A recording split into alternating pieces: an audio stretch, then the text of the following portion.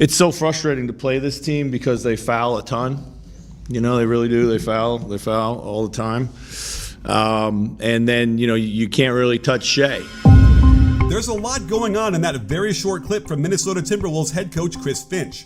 When he says the OKC Thunder foul a lot, he's not lying. They're called for the third highest amount of fouls per game in the league.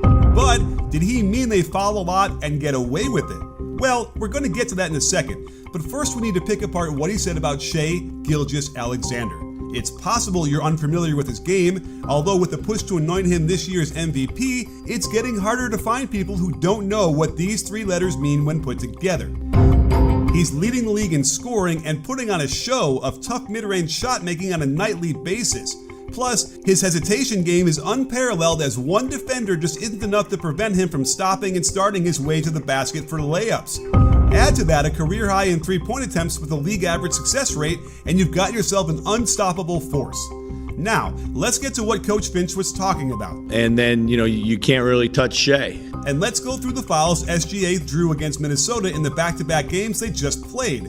First off, I love that Ant and SGA guard each other. Not only is Ant hand-checking, which impedes the progress and is by definition a foul, he leaves his hand in the cookie jar and holds SGA's left arm down as he's trying to shoot a pull-up. No complaint from Edwards as he knows that's an easy one.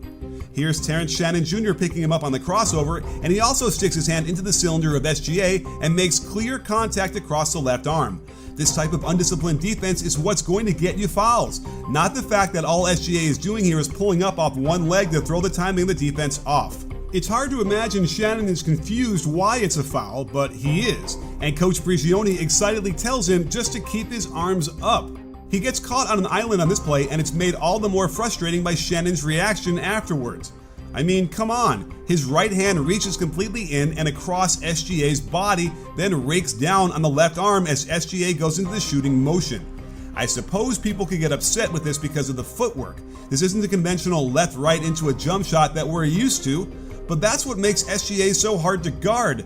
And let me make this clear. There's nothing in the rules that say a ref has to ignore illegal contact across the arm because the offensive player quick pulled from 18 feet. Here's one that could make Wolves fans upset as it appears no one touched him on this drive since the release was clear of any defenders.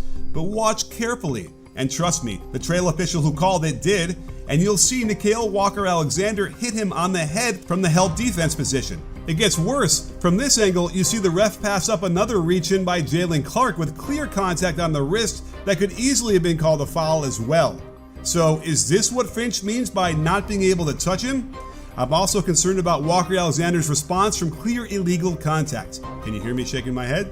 And over on thehellsite.com, this post got around, and think about this. He's helping to foment more hate for a player based on a call where he completely missed the obvious contact. Think before you tweet. It's really astounding to me that defenders continue to overtly put their hands all over SGA on his drives. This could be called a foul up here, but the refs have to decide advantage-disadvantage, so they let it go. But Clark keeps his right arm up and inside SGA's cylinder for yet another obvious raking down across the left forearm. The refs would get in trouble from the league if they didn't make this obvious call. Maybe Finch is right. You can't touch SGA, but certainly not if your definition of touch is manhandling him across the lane. Why isn't Finch telling his defenders to stop putting their inside arm across SGA's chest? And the refs didn't call this touch at the beginning of the contact, so they're most definitely letting defenders touch him, just not do chin-ups on his arm as he's pulling up for a shot. Here's another relatively easy call on a pull-up three-point shot. There is a rule that allows contact to the hand on the release, otherwise known as the high-five rule, but Clark clearly makes contact lower than that on SGA's forearm, and that's another easy call. More evidence that the refs will allow defenders to touch SGA as Edwards is doing his best to impede his progress while still moving his feet. This one was tough because we didn't have a good angle and didn't get a replay, but Ant wants the ref to call an offensive foul. That's interesting, and we can see Shea get his right elbow up towards Ant's face. Hard to tell if it made any contact, but it does appear there's body contact down below, but let's just say this is the first call where the Wolves have an argument. This was funny. I think Ant was getting frustrated by the score, so he just shoves SGA to the floor for an easy call. You definitely can't touch him this way, Coach Finch. In the first game, Timberwolves fans got irate over this call, feeling like SGA had nailed Mike Conley in the face for an offensive foul. But that's not what happened. SGA had a big advantage with Conley making contact with both arms at the midsection, and he simply pulls up, keeping his arms inside his cylinder and not making any type of overt jumping motion into Conley. He simply jumps straight up as he's allowed to do, and it's incumbent on Mike Conley to avoid illegal contact. Unfortunately, it was with his chin, but it doesn't negate the foul for not being in legal guarding position when the contact occurred. Here's another example of foul merchant accusations. Why? Because he utilizes expert footwork to quick release a jump shot, catching Edwards with his arms completely across Shea's body, the illegal shoulder-to-shoulder contact, and again, the refs have no choice. If Edwards would just keep his arms lateral, I bet the shoulder contact could get ignored, but not when all of this is put together. Sometimes a problem can arise when a coach who complains too much about calls then influences how his players react as well. Edwards clearly doesn't like this call, but I just can't see how he'd do anything but raise his hand and acknowledge all of this contact has to be a foul. I hope it's clear by now that there is very little standing to credibly argue that Shea is getting a lot of phantom calls.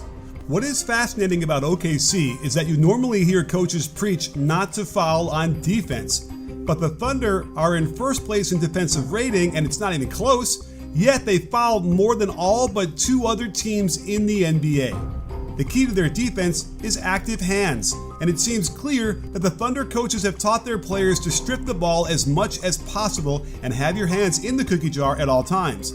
And that's a gamble they're willing to take, as the referees can't call a foul on every play.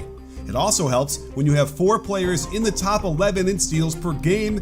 These guys have some of the strongest and quickest hands in the league, and when you unleash them to reach in, they're going to cause a lot of havoc to an offense. I know it might not seem fair, and you might even acknowledge that these are all legit fouls on SGA, but then say, well, so-and-so doesn't get those calls. And the only thing I can say to that is, each drive to the hoop is its own separate play, and there are a myriad of reasons why some fouls don't get called. The chief one is that the ref simply wasn't in a position to definitely see the illegal contact. And then you have to take into consideration the reaction by defenders when the contact is completely obvious. If a player is so willing to argue a call that both of them know occurred, like this multiplayer, multi-foul drive when Nas clearly waxed SGA's wrist, it's hard to have credibility when they get in the ref's face for a legitimate no call. Shea drives more than anyone in the league. He's a better finisher than just about anybody in the league, and if you're not going to foul him or bring a second defender, he's most likely going to score. That's how good he is. So Coach Finch is right that they foul a lot, but it actually helps them as they reach in with fundamental principles of being square to their man, on balance, so that if they don't get the ball, they won't get beat that easily. And they're more than willing to trade stops and turnovers for the occasional foul call, even if it is from relatively high volume. The other huge benefit from all this reaching is that it seems to drive their opponents crazy. Just shoot right over me like all those.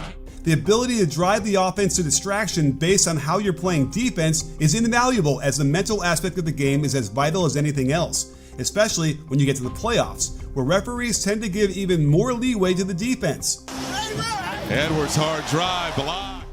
So the way they've built this defense will be rewarded even further once they're part of a do-or-die 7-game series on the way to the NBA Finals.